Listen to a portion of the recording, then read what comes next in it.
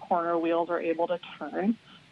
We commanded each of those 4 wheels through a 30-degree range of motion while monitoring motor performance and suspension angles, and it went really well. In certain cases, better than we expected. We saw some performance that in some cases was better than we've seen on Earth driving in the Mars yard. And whether that's from the underlying terrain or, the Mars gravity, we're not entirely sure, but it worked beautifully. And we were so excited to move on to the first drive.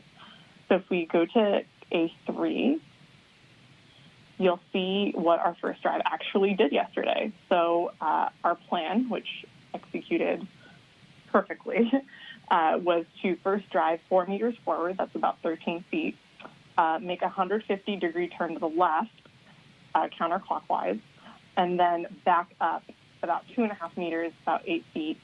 And then during that drive, we took a pause to image the touchdown contact patch on the tires, so where the tires made contact, or the wheels, I should say, where the wheels made contact with the ground when we landed. And also throughout the drive, we took some images from the nav cams and processed them on our VCE to kind of prove that software pipeline that feeds images into the VCE for perception and image processing.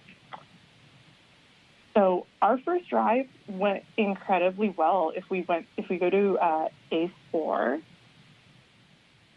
you can see the wheel tracks that we left on Mars. I don't think I've ever been happier to see wheel tracks, and I've seen a lot of them.